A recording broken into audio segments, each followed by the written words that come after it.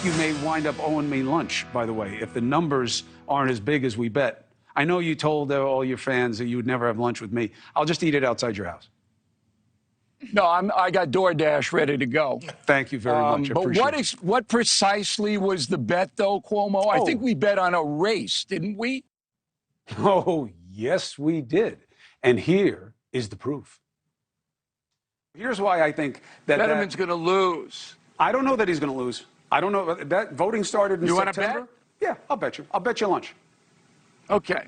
I think I got two I don't lunches want lunch now. with you. I'll bet you $100 to Habitat for Humanity. You know, now this only matters because I won.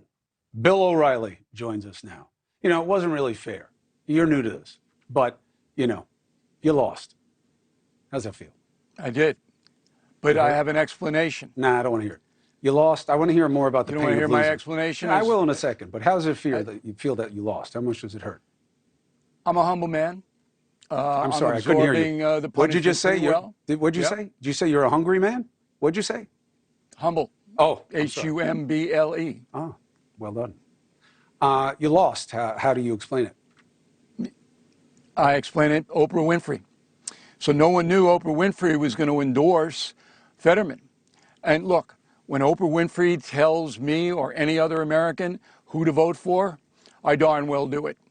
And I didn't anticipate that. So Oprah is the reason that I lost that bet. Oz is not organic to the state. Fetterman connected with the people who have the needs. And he hurt himself in that debate. And he hurt himself because he needed to get in front of it. And it was a transparency issue, but it didn't hurt him enough. And that one is over. And now we move on to what you call, and I love this term, and I'm going to focus on it on this show, and I appreciate for the guidance, seams in the stories. Everybody's talking about the turnout last night, but if we look inside of it, black vote loomed large for the Democrats once again. We'll put up a number. Yeah. You know, sometimes Democrats get over 90% of the vote. Last night, right now, we believe it was about 86% of the vote, and it mattered bigly in races that mattered, New York and elsewhere. You say it boggles your mind that they voted that big for Democrats. Why? Because they're voting against their own self-interest. You know, the homicide rate and the violent crime rate in New York City is the highest in the African-American neighborhoods. The victims of violent crime are overwhelmingly African-American in Philadelphia, Chicago, New York, Baltimore, L.A., you name it. And so in New York, they voted for Kathy Hochul, who is not going to solve the violent crime problem, not really even interested in it, doesn't understand why people are obsessing about it. So African Americans who have to go to work every day on a subway where violent crime is up 40%, who are plagued by drug gangs in their neighborhoods of Harlem, of East New York, of the South Bronx, go out and pull the level for a politician who is not going to help them. That staggers me. It staggers me. But now, I understand the legacy of voting Democrat. I understand that.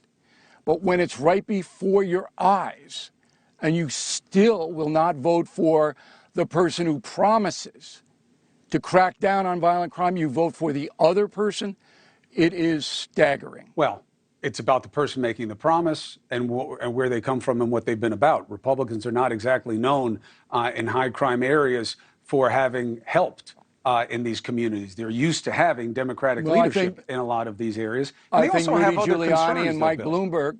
But you're overweighting. I think Rudy Giuliani and Mike Bloomberg would disagree with you. True.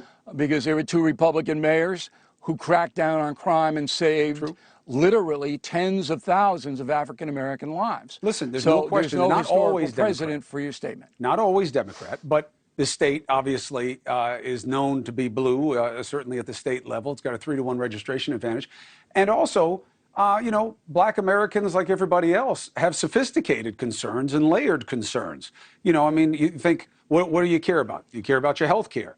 Who's going to fight for their health care? They believe the Democrats, right?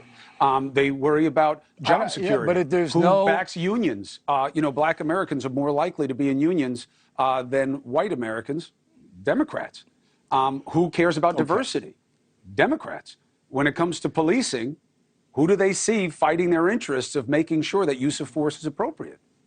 Democrats. And then you have Done very well. that Lee fighting- Zeldin was a done Trumper. very well, the Democrats in those areas. And hey, thank you for watching.